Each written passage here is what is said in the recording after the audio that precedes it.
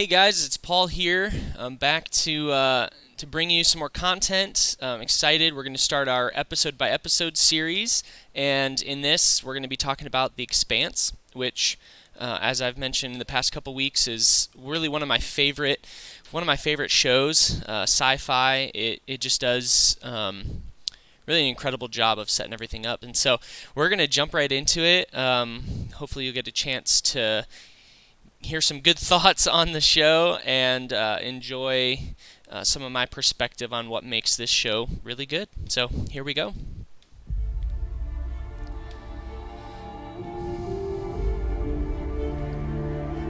So right off the bat, you got this really great intro, and it just does an amazing job of really demonstrating the expansion of humanity. It shows kind of this visual story of humanity growing and expanding, and sort of giving a little bit of, weight or legitimacy to what they're going to do in a little bit, which is set up the story using a little bit of exposition. So this is really significant, and it's just beautiful. It sounds great, looks great. Every part of it is done really, really well.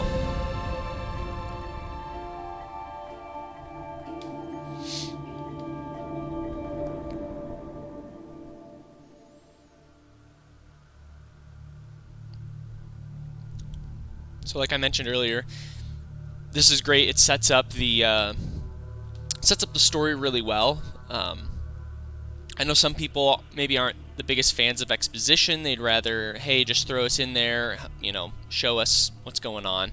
I think this is important, though, because it sets up your three factions, it sets up some of the political drama, and it gives you at least a little snapshot of some of the stakes, and I think that's important. So there's something coming up in just a couple seconds that I think is really important, right there. That is a great show, don't tell moment, right? Where it shows her placing her feet down and the magnetic boots engaging. And that's really cool. It's a great way to show some of the science without having to be, like, oh, well, how do you walk around? Well, I have these magnetic boots. It just gets you right in there, and you can even hear with the sound effects of it clicking as she's walking. And that is throughout the entire series. They do that quite a bit.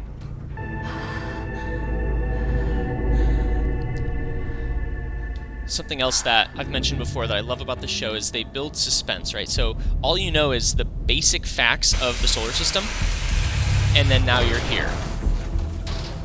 And you have no clue what's going on. And there's this random girl, you don't know who she is. And what the heck is that, right? That's your initial response. You have a clue. You wonder, does she know what this is?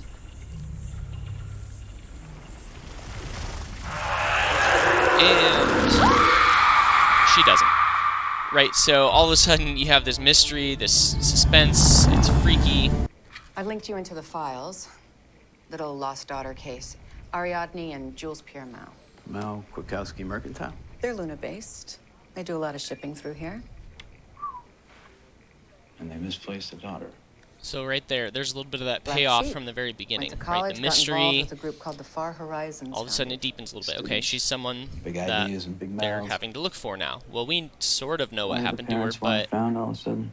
Probably they got don't. tired of her embarrassing We still don't even really nickname. know. It's all in the I'm not files. sure if we want him to actually find her or not, because that was a freaky situation. So, brings up a lot of questions. So what's my contract? See. exactly? You must tell me the amazing story of how you managed to become a second officer. My biggest failure in life. Down below.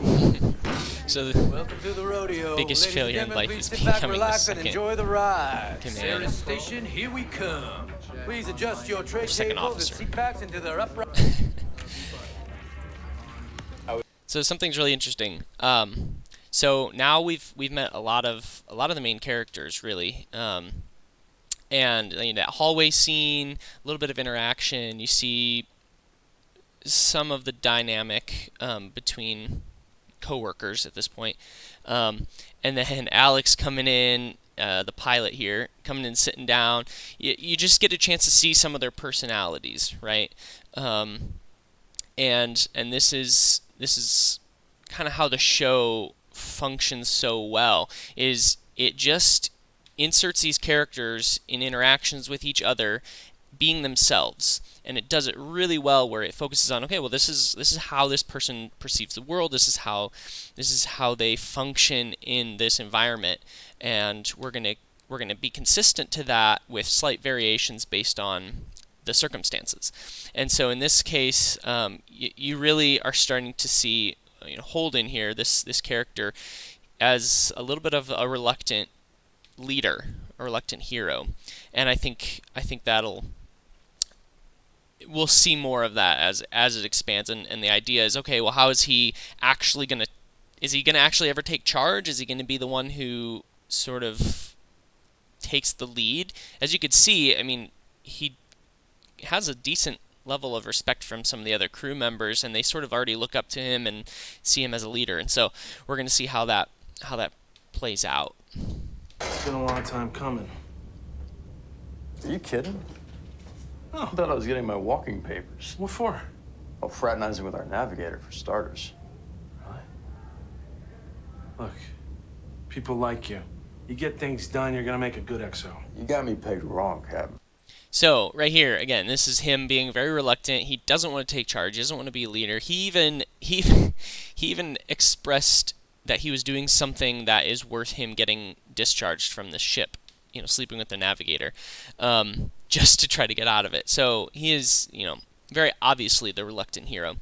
And the thing that makes a reluctant hero so exciting to watch is they usually, and in this case they do it well, they usually have leadership capacity, and people see that in them, and it's pointed out, and you even see in their interactions with other people that they have that capacity to be a good leader, but they're reluctant to do it. And so as a reader or as a viewer, you're just really excited to see them, like, okay, can they get to that point? What's going to push them over the edge to make them what we see right now, right? Like, we see them as a good leader, the potential.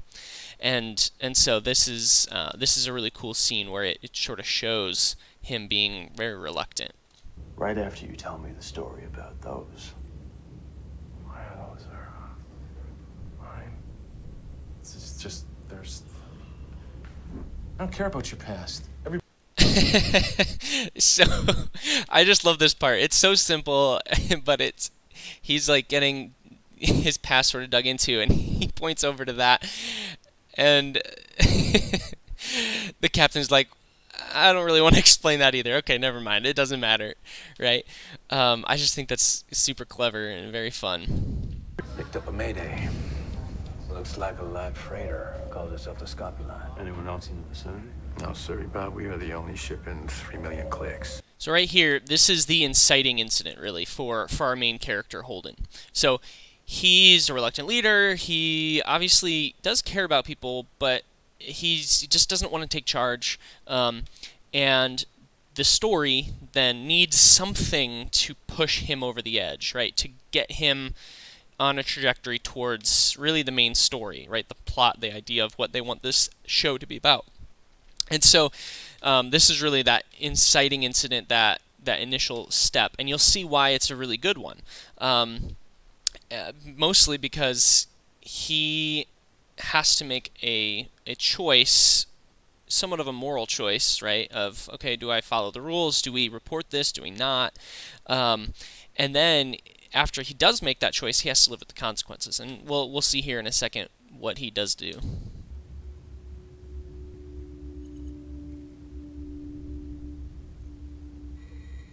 So right here, this is kind of this deciding moment, this pinch point or whatnot, this real moment of truth for him, where he's trying to decide, do I really want to just abandon these people out in space, right? Is this something that I can live with and live with myself for, right? And so this is where we'll get a chance to see maybe his true character, or even his true motivations.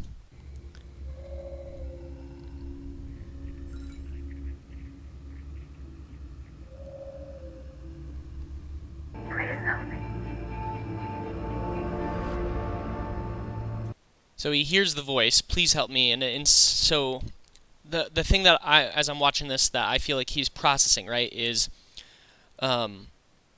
this, it was very impersonal. It was very like, oh, it's just a distress call. There's nothing. There's no one on the other end. As long as I can keep it that way in my mind.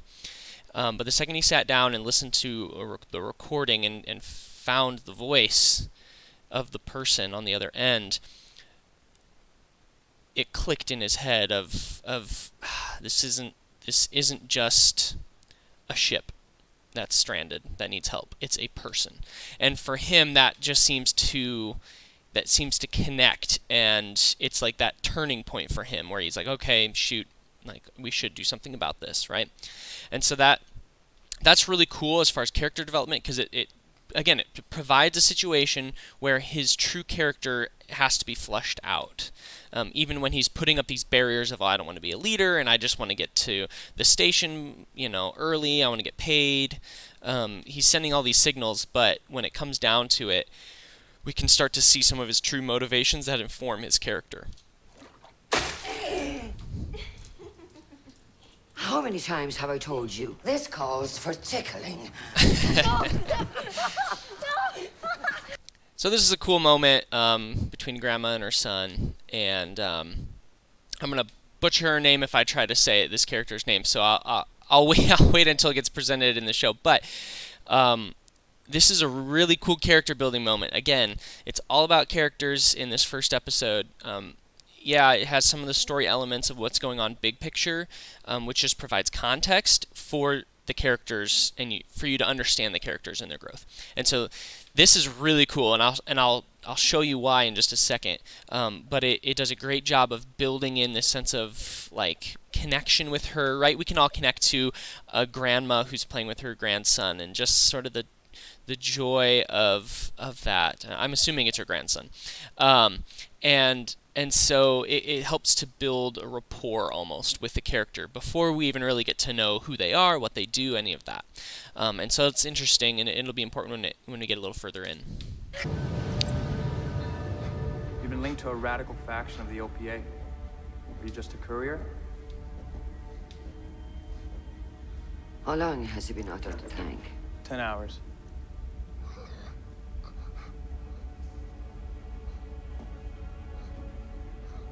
I'm sorry the gravity of a real planet hurts, but it's appropriate. You wish to hurt Earth. The Earth that is now crushing your weak belter lungs and your fragile belter bones. All you have to do to make it stop is talk. You're an OPA terrorist. You were carrying contraband stealth technology. What was it for?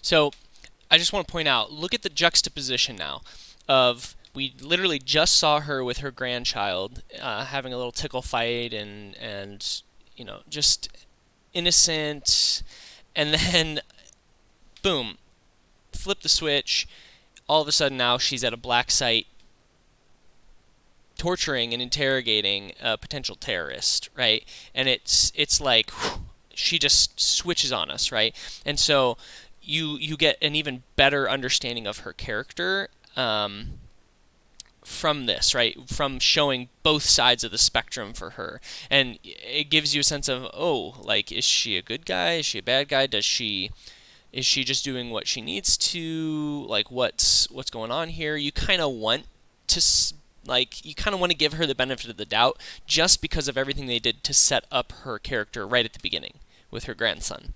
And it sort of gives you this, like, I'm going to give her a little bit of wiggle room on kind of, this looks bad, but I'm going to give her some wiggle room because of how I saw her originally. That's the image in my mind, even though this is kind of scary, right? So, I don't know, I just think that's interesting, that juxtaposition of her being this joyful, fun grandma to this, like, menacing interrogator. Whisper will do, if that's all you can manage. Hey.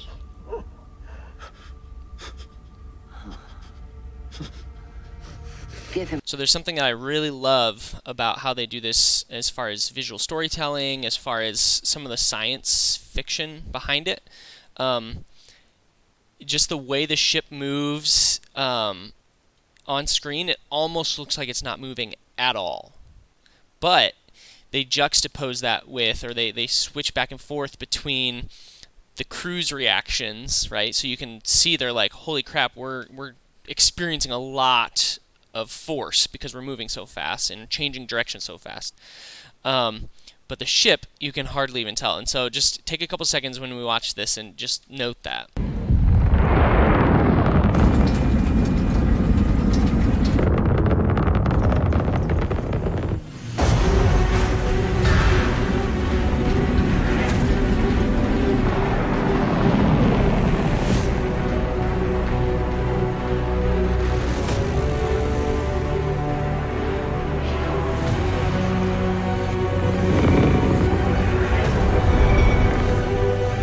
It's so interesting.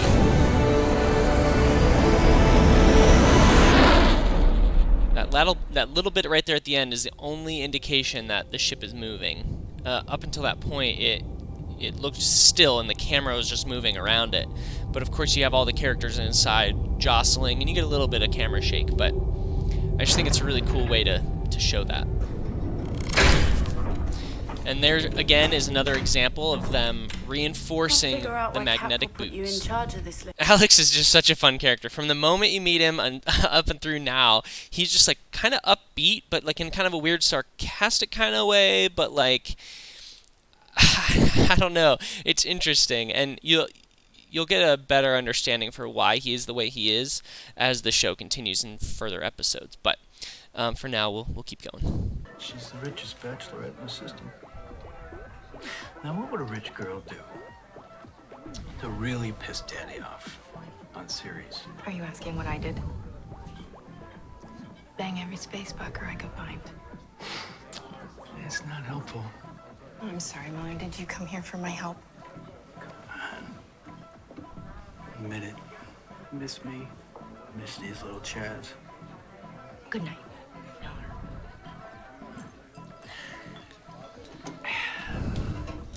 So what we get from this is a little bit of backstory, a little background on Mao, this girl who's missing. But you also get a little background on Miller, and Miller as a character, he's a little bit, he's undefined right now. I mean, you could tell he's troubled. Maybe he's just going through the motions. Seems a little jaded. And he's just sort of there, right? Not the most compelling character at this point, to be honest. But just hold on. He gets significantly more interesting, and it's cool to see how they use this foundation that they're building right now in further on in the show.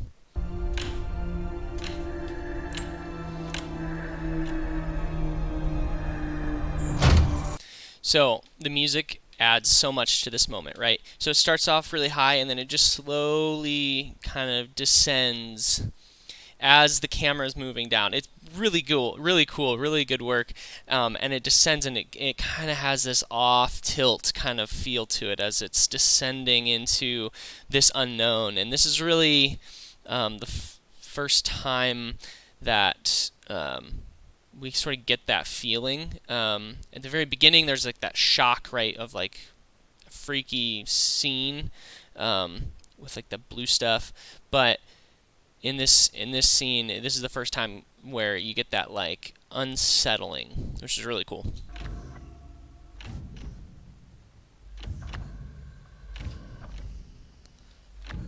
Also, the visual storytelling in this, you expect them to come around the corner standing straight up, but it takes the whole idea of vacuum, right? Like where there is no gravity, there's no up and down, and it takes it and flips it on its head, right? And it shows it reinforces their gravity boots. You can hear them, or their magnetic boots. You can hear them clicking.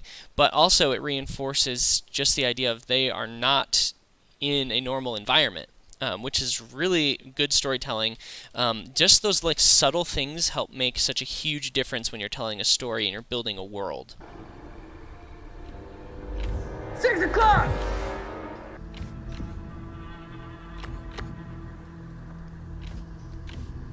Again, this is great storytelling. They set up a situation where something terrible happened on this ship, right? We know that, or at least we can assume that. And now there's this group that we just met that are coming onto the ship, and we can feel the dread because we know something terrible that we don't understand happened, and they are walking into it without any knowledge. So it raises the stakes to a degree where, as the viewer, we have knowledge that they don't have that gives us context to know why they should be even more afraid.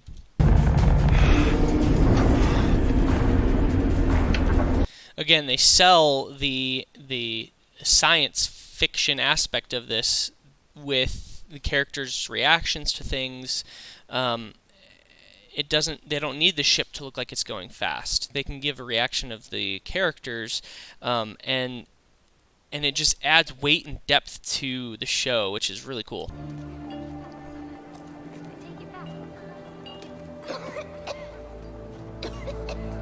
We had an understanding, Detective! An arrangement! You can't just... It was a mistake! So, again, this is a character growth point. So Miller had been accepting payments from this guy, and it resulted in a bunch of people either being killed or having significant health issues related to the breathable air, right? Because when you're living on a station, when you're living in space, air is extremely important, and the air that was being recycled to these people was harmful. The filters were not good, and so he was complicit in this action.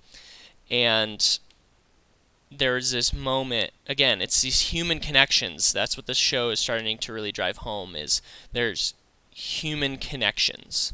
They're not just numbers, not just nameless, faces. They're human beings, and that little bit of coughing from that little girl just finally kickstarted his humanity and realizing that he was complicit. 6,000 clicks. 5, 4, 3.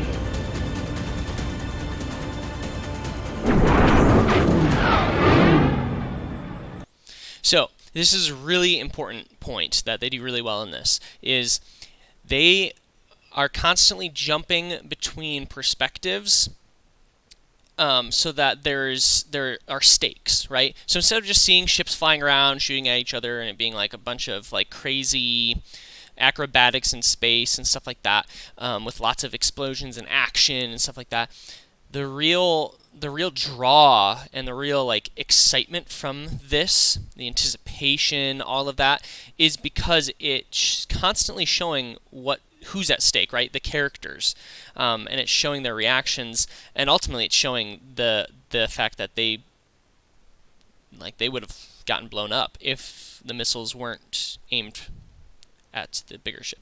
So that it's an important thing to look at and note when you're looking at stories, when you're writing stories, things like that, is the action is not like exciting because it's just action and there's a lot of moving pieces and it looks cool, or it sounds cool. It's action when you can understand what's at stake and who's involved, and giving a character focus on the problem. Captain, eject the ice and shield. We're on it! Stay off this channel! Addy. Did Mac eject the ice? Did he eject the ice? You take a hit. Just stay calm. They just want the cargo. We'll SOS start negotiations for prisoner release, okay? Just... There's something you should know.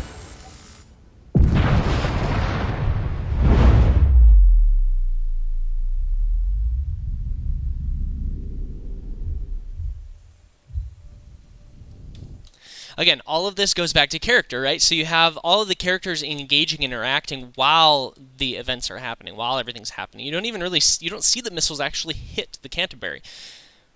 But it doesn't matter, because it's all about the characters and their interactions with one another, and they did this part really, really well. That is the first episode of The Expanse. What a thrill, what a ride. Loved being able to talk it through with you guys. Hopefully you got some good stuff from my commentary. Hopefully it wasn't rambling too much, and I'm looking forward to being able to watch the second episode with you guys. So with that being said, looking forward to the next time. Have a good rest of your week.